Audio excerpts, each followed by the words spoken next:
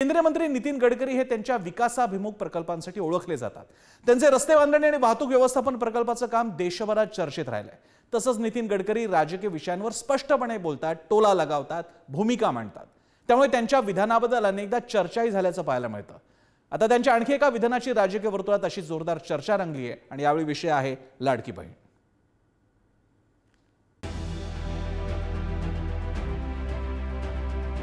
मेरा तो मत है, कोई भी पार्टी की सरकार हो, सरकार को दूर रखो।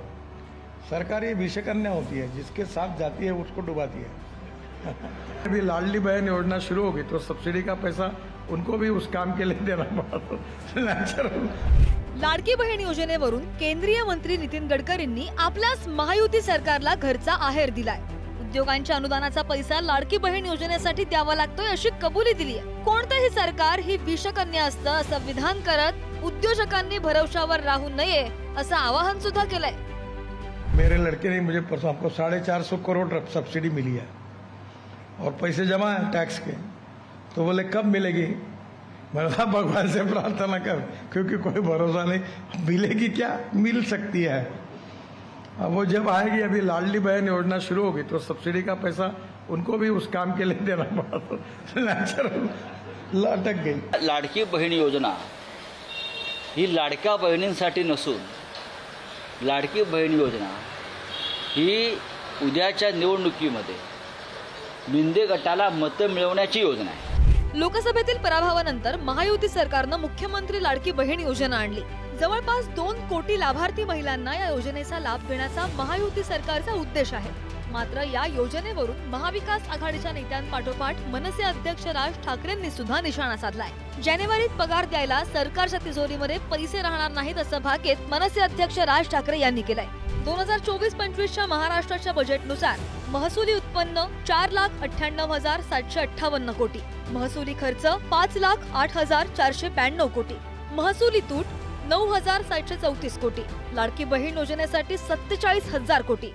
सरकारमधले लोक म्हणत असतील की महाराष्ट्राची अर्थकारण आणि ही परिस्थिती अडचणीत आहे, तर ही अतिशय चिंतेची बाब आहे। काही जण म्हणतात की आम्ही महाविकास आघाडीची सत्ता आल्यानंतर ही योजनाच बंद करून टाकू आणि त्यांच्या अजेंडामध्ये ते म्हणतात, मॅनिफेस्टोमध्ये म्हणतात की आम्ही याची रक्कम 3,000 करू। त्याच्यामुळे ते स्वतःच गोंधळलेले आहेत की या योजनेवर टीका करायची काही कंटिन्यू ठेवायची। सध्या महाराष्ट्रावर 7 लाखांहून अधिक कोटींचं कर्ज आहे। त्यामुळे लाडकी बहीण योजना सुरू करण्याचं जाहीर झाल्यानंतर अर्थ विभागानं आक्षेप घेतला होता। मात्र आगामी निवडणुकांच्या पार्श्वभूमीवर सरकारनं लाडकी बहीण योजना राबवण्याचा निर्धार केलाय।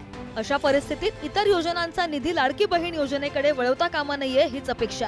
अन्यथा तेलही गेलं तूपही गेलं अशी स्थिती होण्यास वेळ लागणार नाही।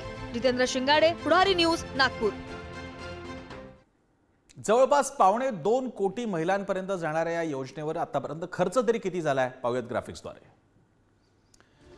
लाडकी बहीण योजनेसाठी किती कोटींचा खर्च आहे? मुख्यमंत्री माझी लाडकी बहीण योजनेवरचा खर्च 3ऱ्या हप्त्याचं वितरण सुरू आहे। आधीच्या 2 हप्त्यांना मिळून 3,000 देण्यात आलेले आहेत आणि 25 सप्टेंबरला 34 लाख लाभार्थी महिलांना 1,585 कोटी रुपये झालेले, तर 38 लाख लाभार्थी महिलांना 584 कोटी रुपये आणि नंतर 34 लाख लाभार्थी महिलांना 521 कोटी रुपये प्रदान करण्यात आलेले। आधी अनुदान मिळालेलं नसल्यानं 3 हप्ते एकत्र मिळणार आहेत। हे सुद्धा विशेष, त्यामुळे एक मोठी रक्कम दिवाळीच्या पूर्वी महिलांच्या खात्यात जमा होणार आहे। महिलांचं बँक खाते आधारशी लिंक नसल्यास अनुदान मिळणार नाही, हे मात्र बघावं लागणार आहे आणि महिलांच्या अर्जात चुका असल्यास पुन्हा अर्ज करावा लागणार आहे, कारण ते जोडल्याशिवाय अनुदान मिळणार नाही। या बाबतीत बोलण्यासाठी आपल्यासोबत आहेत तज्ञ श्रीनिवास खांदेवाले, ज्यांना आपण विचारणार आहोत। एक धोरणात्मक तज्ञ आहेत श्रीनिवास खांदेवाले, त्यांच्याशी। खांदेवालेजी, आपलं स्वागत आहे पुढारी न्यूजवर। पहिला प्रश्न म्हणजे निवडणुकीच्या इतक्या तोंडावर एवढ्या मोठ्या खर्चाच्या योजना करायचा नैतिक अधिकार सरकारला असतो का? आणि आता जो घरचा आहेर मिळालाय गडकरींकडून, त्या बाबतीत तुम्ही काय म्हणाल? केंद्रीय मंत्री श्री गडकरी हे मोकळेपणाने आणि स्पष्टपणाने बोलण्याकरता प्रसिद्ध आहेत।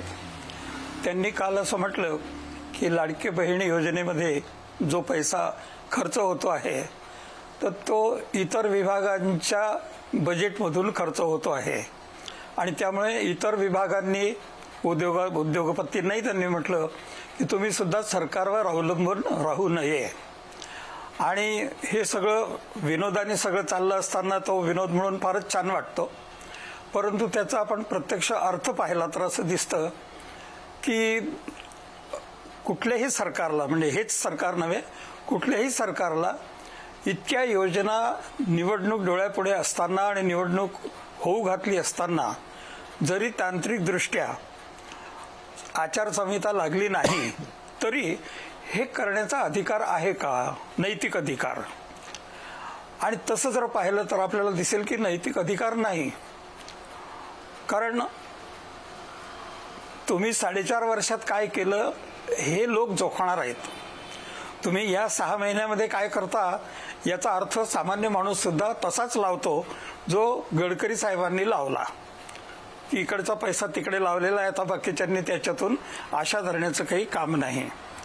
दुसरा प्रश्न असा येतो की आपण लोकशाही म्हणून त्याच्याकडे पाहिलं तर आपण लोकशाही निरोगी करतो आहोत की आणखीन आपण अडचणीची करतो आहोत?